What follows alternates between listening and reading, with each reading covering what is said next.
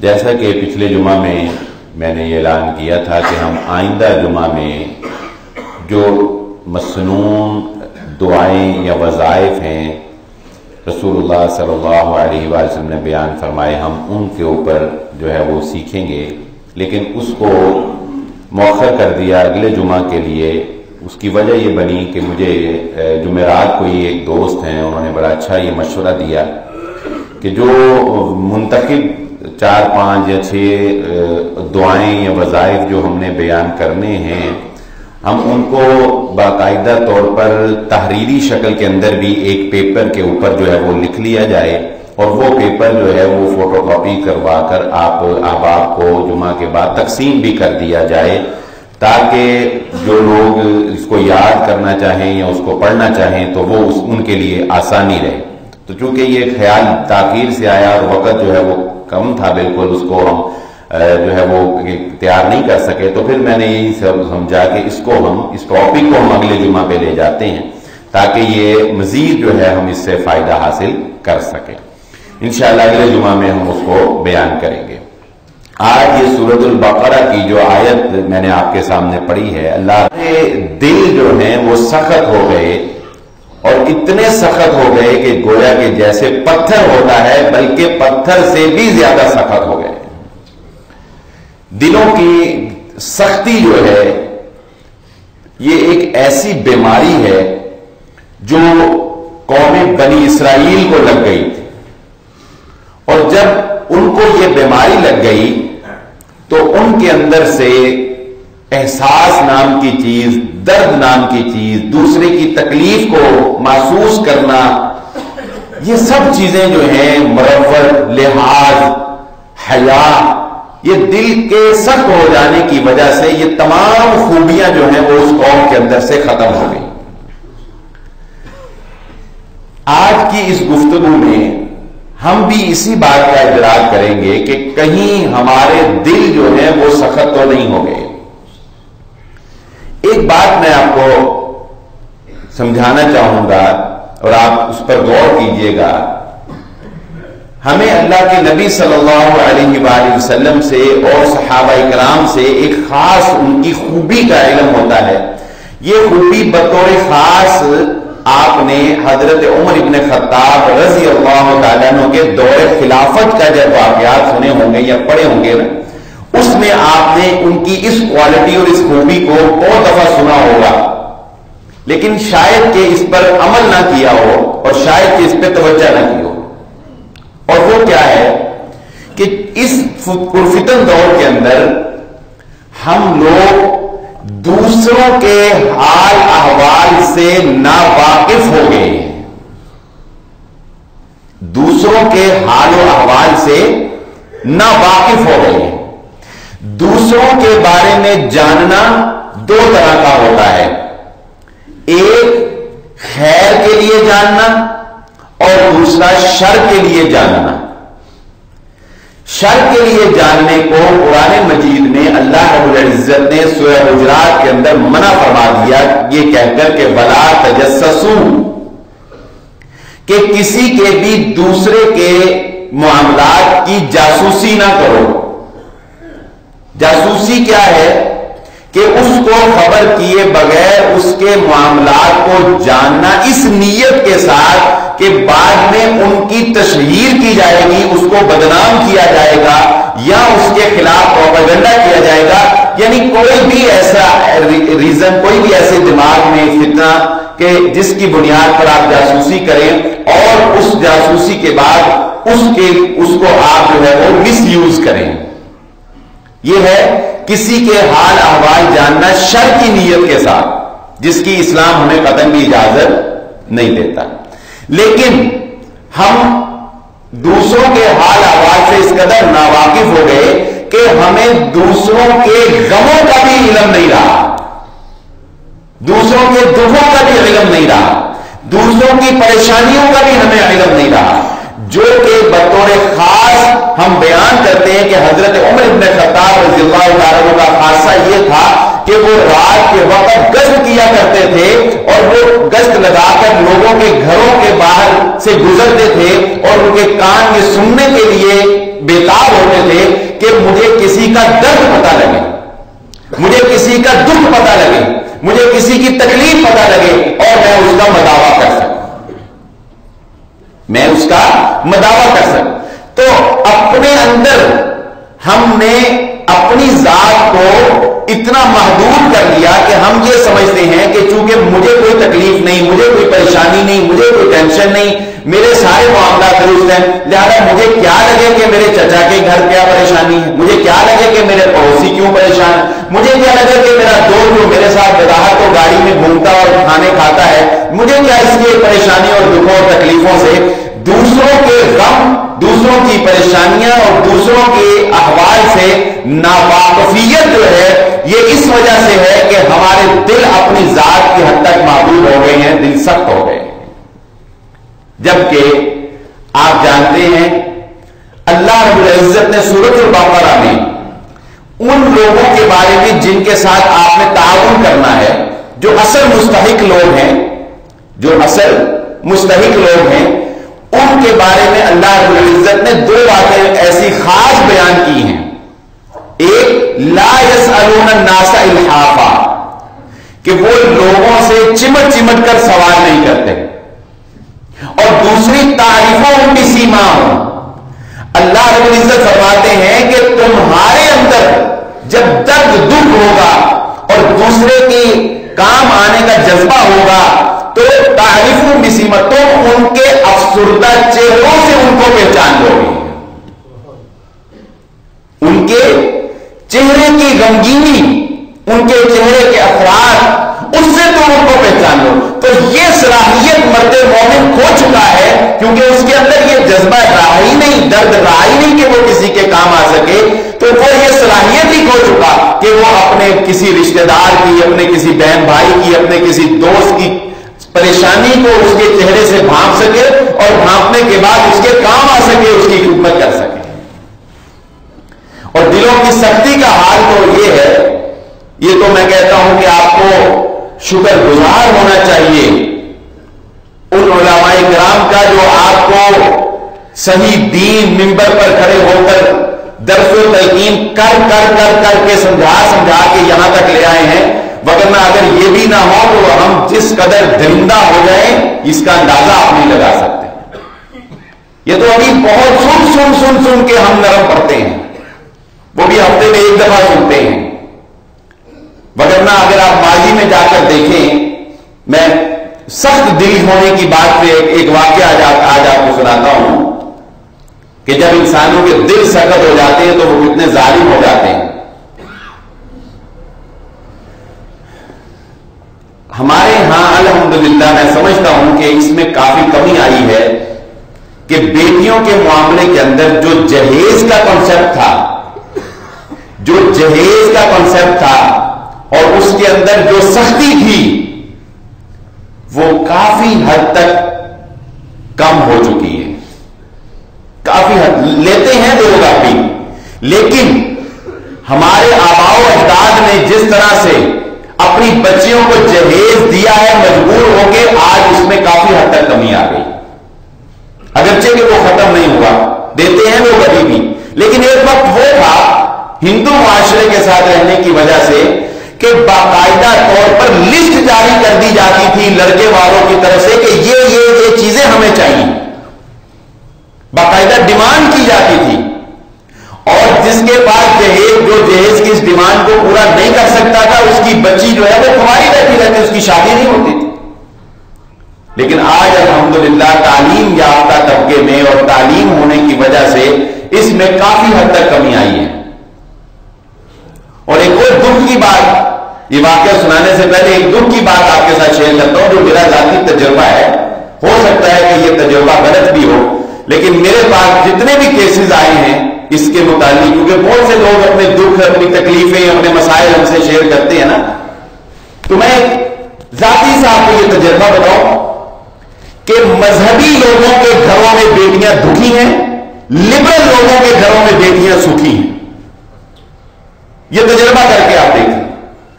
جو لبرل لوگ ہیں، نماز نہیں پڑھتے، داڑھی نہیں رکھی ہوئی، لبرل قسم کا لڑکا ہے، جاب کرتا ہے، کہیں بینک میں جاب کرتا ہے، کہیں فیکٹری میں جاب کرتا ہے، لیکن ان کے گھروں میں ان کی بیویاں بہویں وہ خوش ہوں. اور جو مذہبی لوگ ہیں, اپنے آپ کو دین سے وابستہ رکھنے والے لوگ ہیں, ان کے گھروں کے اندر بچیاں, ان کی بہویں جو ہیں وہ ان کے اوپر ظلم و ستم کے پہاڑ توڑے جاتے ہیں. یہ ایک المیہ ہے ہم لوگوں کے لیے. میر تقی میر کا نام آپ نے سنا ہوگا. یہ ایک شاعر تھے, بہت اچھے پائے کے شاعر, لیکن اپنی مفلسی کی وجہ سے وہ ساری زندگی پرسان حال ہی رہے, اور شاعری بھی پھر اس طرح کی دکھی شاعری کی. تو میر تقی میر کی بیٹی کا جب معاملہ آیا,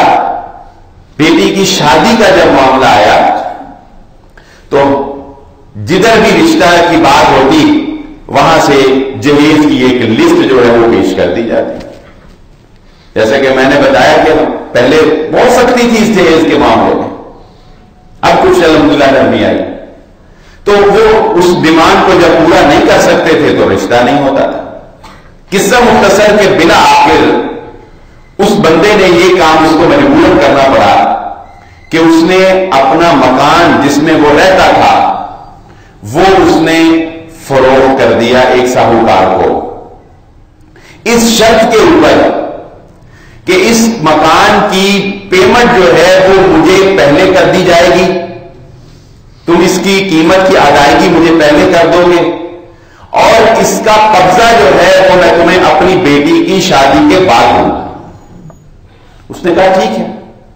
جو بھی اس وقت قانونی کارروائی تھی وہ کی گئی, اس نے اس کو پیمنٹ کر دی. تو اس مکان کے فروخت کی قیمت سے میر تقی میر نے اپنی بیٹی کی شادی کی. یہ ایک مثال ہے, لیکن ہمارے معاشرے میں ایسی بے شمار مثالیں ہوں گی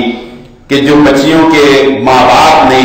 کتنے دکھ اور تکلیف سے ان کا معاملہ کیا ہوگا, لیکن کسی کو احساس نہیں ہوا ہوگا. نہ لڑکے والوں کو احساس ہوا ہوگا, نہ کسی دائیں بائیں کو پڑوسی کو احساس ہوا ہوگا, کسی کو احساس. معاشرے کے ہاتھوں پسا ہوا لڑکی کا وہ باپ. اس نے خیر جو بھی جہیز کی اس وقت ڈیمانڈ تھی وہ پوری کی, شادی ہو گئی. شادی کے کہنے اگلے روز یا چند روز بعد جب اس کی بیٹی کو یہ پتہ چلا کہ اس کے باپ نے اپنا مکان بیچ کر اپنی بیٹی کی شادی کی ہے, تو اس صدمے کی وجہ سے اس کی بیٹی انتقال کر گئی. اس کی بیٹی فوت ہو گئی.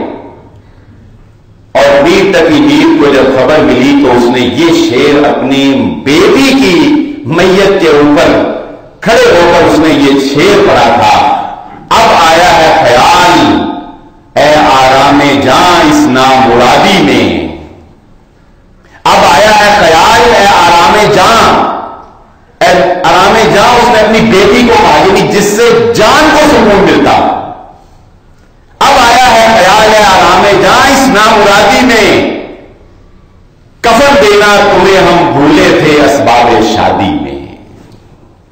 اس نے کہا میں نے تجھے سب کچھ دیا, میں تجھے کفن دینا بھول گیا, جہیز میں تجھے کفن بھی دے دیتا. یہ حال ہے اس معاشرے کا جو ہندوؤں سے الگ ہوا ہے. ہمارا وہ غلامی والا ذہن جو ہے وہ ابھی تک ختم نہیں ہو سکا ہے. تو بات کرنے کا مقصد کیا ہے کہ ہمیں یہ احساس نہیں ہے, ہمیں یہ دکھ نہیں ہے, ہمیں یہ اس بات کا ادراک نہیں ہے. ہمارے دل نفسا نفسی کے عالم کے اندر اتنے سخت ہو چکے ہیں کہ ہمیں یہ نہیں پتا کہ ہمارے پڑوسی میں ہمارے کیا فلاں شخص جو ہے وہ اپنی بیٹی کی شادی کر رہا ہے, نہ جانے کتنے تکلیف دہ حالات کے اندر وہ یہ معاملہ کر رہا ہے, اس کے گزر اوقات کیسے ہو رہے ہیں. لیکن ہم لوگوں کے چہروں کو پڑھ کر ان کو بھانپنے کی صلاحیت جو ہے وہ ہو چکے ہیں, کیونکہ ہمیں صرف اپنی جان کی فکر ہے, ہمیں صرف اپنے نفس کی فکر ہے.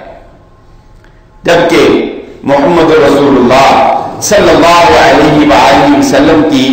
سیرت بیان کرتے ہوئے اور صحابہ اکرام کی سیرت بیان کرتے ہوئے ہمیں اس بات کا علم ہے کہ اللہ کے نبی صلی اللہ علیہ وآلہ وسلم کا خاصہ یہ تھا کہ آپ صلی اللہ علیہ وآلہ وسلم دوسروں کے کام آنے والے تھے. آپ کے اوپر پورے مکے والوں کا اعتماد, آپ کے پاس امانتیں رکھوانا اور اس بات کا یقین کرنا کہ آپ کبھی جھوٹ نہیں بول سکتے، اور اس بات کا یقین کرنا کہ آپ سچے انسان ہیں۔ پورے مکے والوں کا باوجود دشمنی کے اعتماد اس لیے تھا کہ محمد رسول اللہ صلی اللہ علیہ وسلم دوسرے انسانوں کے لیے بہت اچھے انسان تھے۔ آپ اللہ کے تابعدار اور فرما بردار تو تھے ہی، لیکن دوسرے انسانوں کے لیے اللہ کے نبی صلی اللہ علیہ وآلہ وسلم ایک بہترین انسان تھے۔ اور پھر حدیث میں بار بار سنا کے تھک گیا کہ اللہ کے نبی صلی اللہ علیہ وآلہ وسلم نے فرمایا، مجھے یہ بات بہت زیادہ پسند ہے کہ میں کسی مسلمان کے ساتھ نکلوں اور اس کے دکھ اور تکلیف کو اس سے دور کر دوں، بنسبت اس کے کہ میں 1 مہینہ مسجد النبوی کے اندر اعتکاف کے اوپر بیٹھا ہوں۔ 1 مہینہ مسجد نبوی میں اعتکاف پر بیٹھنے سے مجھے یہ بات زیادہ پسند ہے کہ میں کسی مسلمان کے ساتھ جاؤں اور اس کی تکلیف کو اس سے دور کر کے آؤں۔ اور پھر رسول اللہ صلی اللہ علیہ وآلہ وسلم نے اپنے کردار کے ساتھ ساتھ اپنے اقوال کے ساتھ ہمیں یہ تلقین کی ہے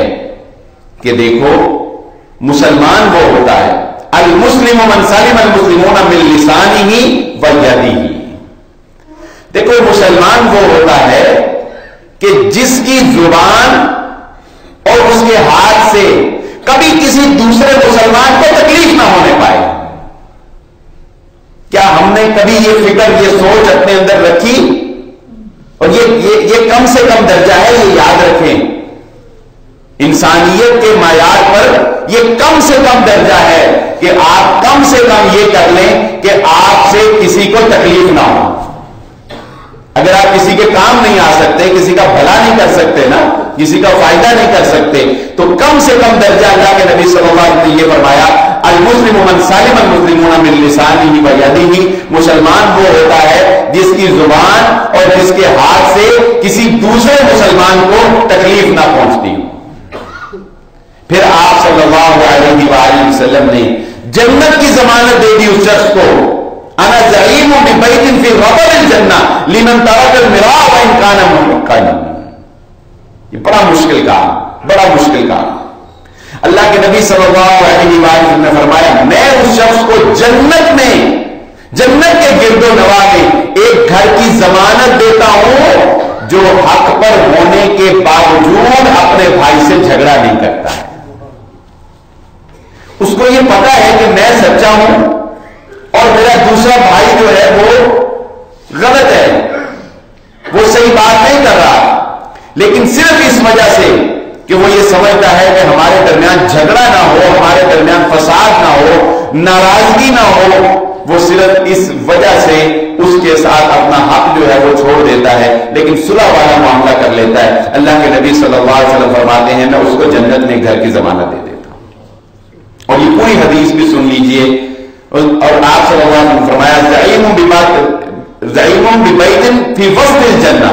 میں اس شخص کو جنت کے درمیان میں ایک گھر کی ضمانت دیتا ہوں جس نے کبھی مذاق سے بھی جھوٹ نہ بولا، جو مذاق سے بھی جھوٹ نہیں بولا۔ وَبِبَيْتٍ فِي أَعْلَى الْجَنَّةِ لِمَنْ حَسُنَ خُلُقُهُ، اور میں اس شخص کو جنت کے سب سے اعلیٰ جگہ پر، سب سے اوپر ایک گھر کی ضمانت دیتا ہوں، لِمَنْ حَسُنَ خُلُقُهُ، جس کا اخلاق بہت اچھا ہو، جس کا اخلاق بہت اچھا ہو۔ اور اللہ کے نبی صلی اللہ علیہ وآلہ وسلم کے اخلاق کے بارے میں جب حضرت عائشہ صدیقہ رضی اللہ تعالیٰ عنہا سے پوچھا گیا، ایک سائل نے سوال کیا کہ بتائیے کہ اللہ کے نبی صلی اللہ علیہ وآلہ وسلم کا اخلاق کیسا تھا؟ تو حضرت عائشہ صدیقہ رضی اللہ تعالیٰ عنہا فرماتی ہیں، کیا تم نے قرآن نہیں پڑھا؟ جیسے قرآن ہے گویا کہ اللہ کے نبی صلی اللہ علیہ وسلم چلتے پھرتے قرآن ہے، آپ کا اخلاق بالکل قرآن کے مطابق۔ عملی صورتحال یہ تھی کہ آپ کا، آئیے حکمت اور دانائی دیکھیے، اخلاق میں حکمت اور دانائی دیکھیے محمد رسول اللہ صلی اللہ علیہ وسلم کی، اور کم درجے والے کو معیار دینا دیکھیے۔ ایک خاتون جو مسجد النبوی کے اندر جھاڑو دیا کرتی تھی، صفائی کرتی تھی مسجد نبوی کی، وفات پا گئی، وفات پا گئی. لوگوں نے کہا معمولی سی شخصیت ہے، یہ کون سا کوئی بڑا نام ہے. انہوں نے خود ہی اس کا جنازہ پڑھا، تجہیز و تکفین جو بھی معاملہ کیا اور اس کو دفنا دیا. اللہ کے نبی صلی اللہ علیہ وآلہ وسلم کو چند دنوں کے بعد احساس ہوا کہ وہ نظر نہیں آئی، صفائی والا معاملہ کوئی. تو اللہ کے نبی صلی اللہ علیہ وآلہ وسلم نے پوچھا تو صحابہ نے بتایا کہ وہ تو اس طرح فوت ہو گئی اور ہم نے جا کے دفنا دیا. اللہ کے نبی صلی اللہ علیہ وآلہ وسلم نے اس پر ناراضگی کا اظہار بھی کیا کہ مجھے کیوں نہیں بتایا گیا، اور اس کے بعد اس کی قبر پر جا کر خود اللہ کے نبی صلی اللہ علیہ وسلم نے جنازہ پڑھایا، خود جنازہ پڑھایا. کیا ہے کہ احساس ہے، درد ہے، ایک چھوٹے سے آدمی کا بھی، ایک چھوٹے سے انسان کا بھی، ایک ملازم کا بھی، ایک خادم کا بھی اس کا درد ہے، اس کے بارے میں نالج ہے، اس کے بارے میں علم ہے، اس کی فکر ہے، اس کے بارے میں جانا گیا ہے کہ وہ اب کہاں ہے، اس کے حال احوال کہاں ہے. اور وہ شخص جو آیا بدو تھا، دیہاتی سا تھا، اللہ کے نبی صلی اللہ علیہ وآلہ وسلم مسجد نبوی میں اور صحابہ کرام تشریف فرما ہے، وہ آتا ہے مسجد نبوی میں داخل ہوتا ہے، پتہ نہیں ہے نا دیہاتی آدمی ہے، اور بغیر خیال کیے مسجد نبوی کے ایک طرف بیٹھ کر جو ہے وہ بول کرنا شروع کر دیتا ہے، یورین کرنا شروع کر دیتا ہے. صحابہ کرام ایسی حرکت کوئی کرتا ہے تو صحابہ کرام فوراً لپکے اور بھاگے اس کی طرف کے، اس کو روکے اور اس کو پکڑے. اللہ کے نبی صلی اللہ علیہ وسلم نے کہا نہیں ٹھہر دو کرنے دو، اب اس کو کہا جو اس نے کر لیا اب کرنے دو.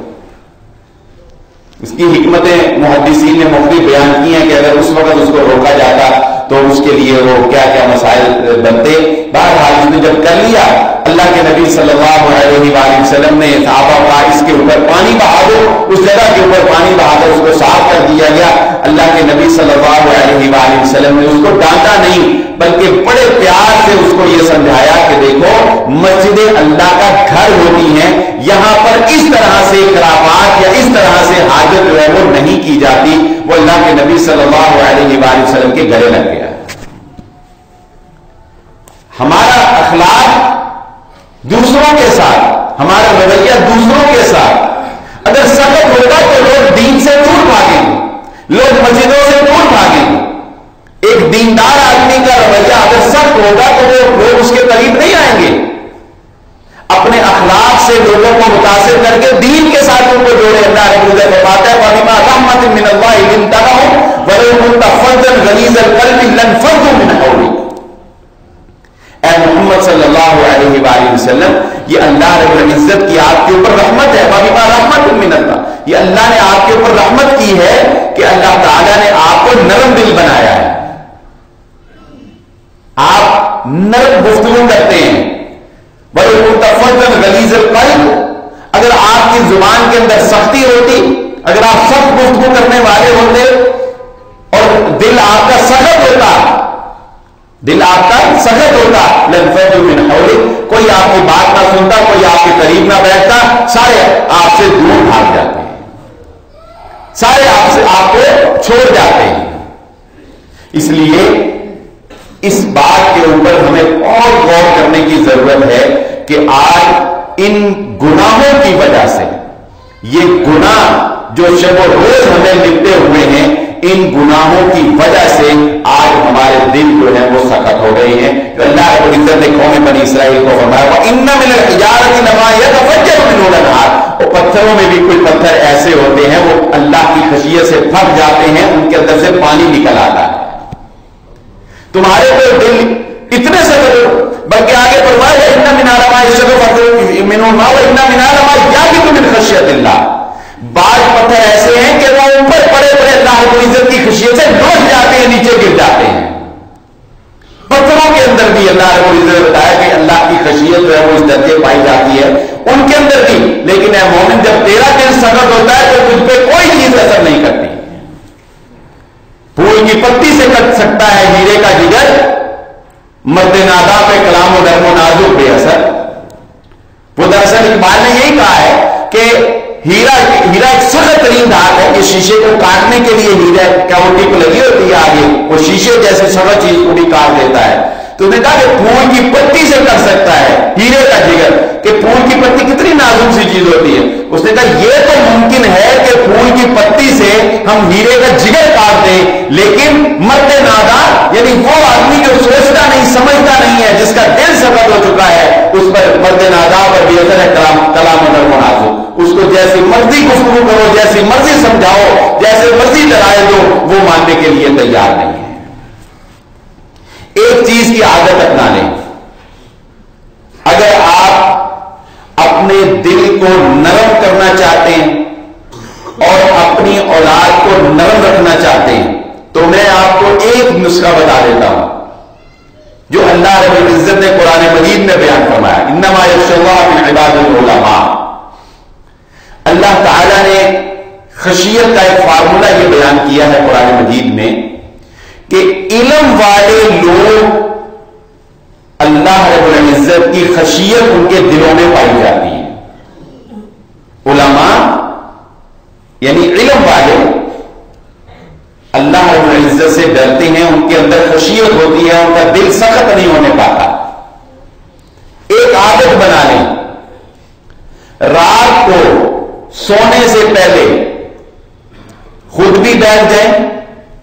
یا اپنے بچوں کو ساتھ بٹھا لیں یا ان کو یہ تلقین کر دیں, جس طرح بھی ممکن ہو آپ اپنے گھر کا ماحول یہ سیٹ کر لیں کہ روزانہ رات کو سونے سے پہلے اللہ کے نبی صلی اللہ علیہ وآلہ وسلم کی زندگی کی سیرت کے واقعات میں سے کوئی ایک واقعہ جو ہے وہ پڑھ کر سویا ہے. اپنے بچوں کو پڑھا کر سویا ہے, یا صحابہ کرام کی زندگی کے واقعات جو ہے وہ پڑھ کر پڑھا کر ایک واقعہ صرف ایک واقعہ, زیادہ نہیں.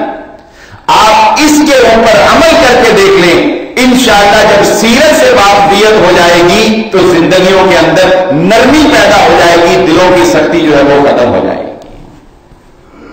کیونکہ محمد الرسول اللہ صلی اللہ علیہ وآلہ وسلم نے ایسے ایسے درد معاف کیے, ایسے ایسے درد معاف کیے ہیں کہ انسان ان کے بس کی بات نہیں لگتی. یہ نہیں لگتا کہ انسان بھی معاف کر سکتا ہے, ایسے کوئی انسان اتنا جگرا اتنا دل رکھ سکتا ہے. وہ چچا حضرت حمزہ رضی اللہ تعالیٰ عنہ جس سے بے انتہا محبت تھی, وحشی نے شہید کر دیا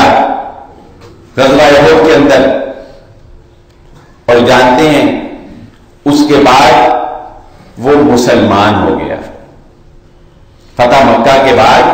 وہ مسلمان ہو گئے. اب جب اسلام قبول کر لیا تو بتائیں کوئی روک سکتا ہے؟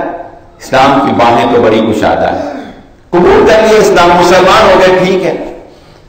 اللہ کے نبی صلی اللہ علیہ وآلہ وسلم کے دکھ درد اور تکلیف کا اندازہ آپ لگائیے کہ جب اس نے آ کر اللہ کے نبی صلی اللہ علیہ وآلہ وسلم کے سامنے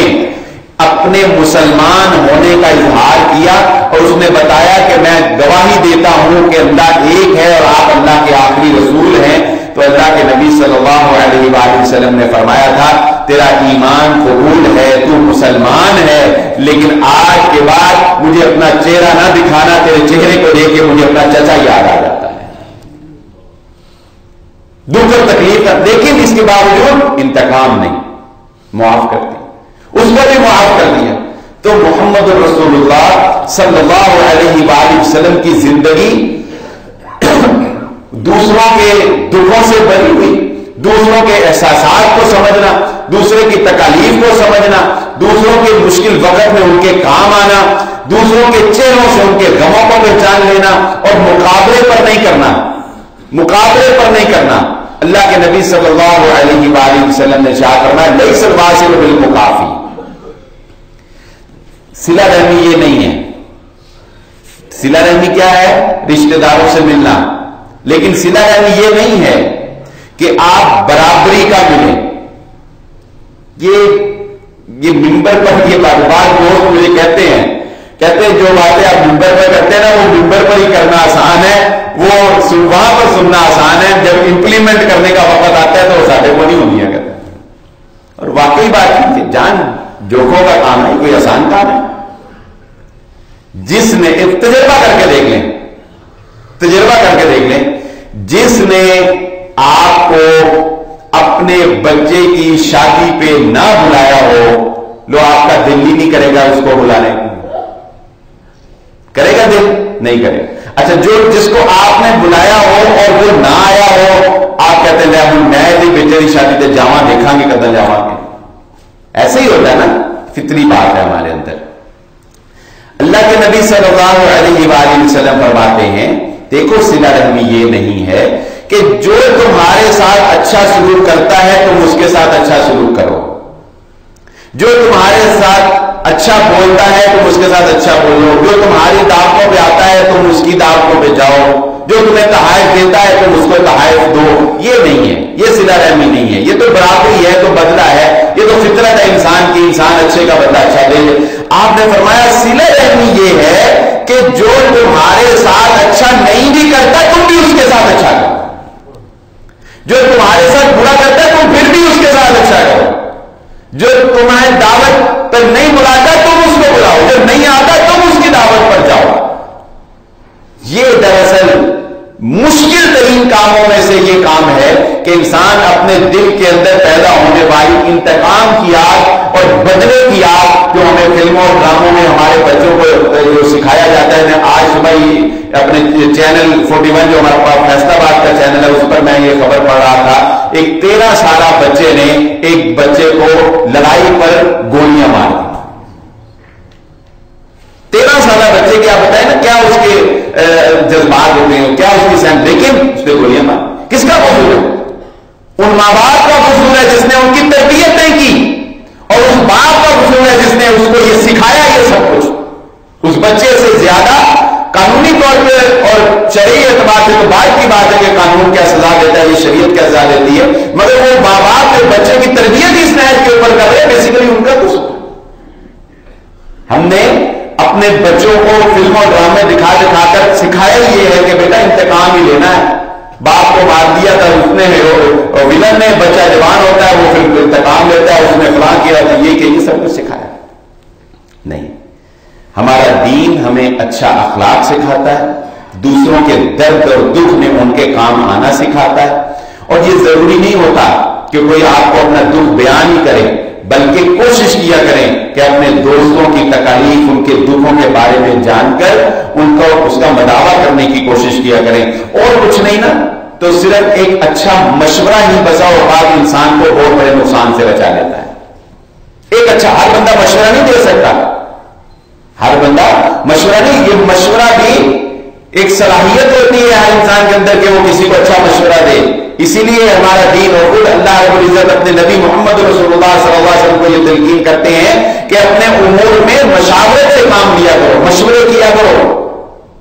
اپنے غموں، اپنے دکھوں اور اپنے تکلیفوں کو اپنے تک محدود رکھ کے اپنے اندر ہی کچھ کے اپنے آپ کو نفسیاتی مریض نہ بناؤ۔ کوئی دکھ، تکلیف، پریشانی آئی ہے اس کو شیئر کرو اپنے بھائی سے، اپنے دوست سے، جس کو تم قابل اعتماد سمجھتے ہو، اپنے کسی قریبی دین کا علم رکھنے والے سے یا اس کے متعلق سینس رکھنے والے بندے سے شیئر کرو اپنا غم، اس کو بتاؤ کہ دیکھو میں اس تکلیف میں پھنسا ہوں، میرے اوپر یہ پریشانی آئی ہے، مشورہ دو میں کیا کروں،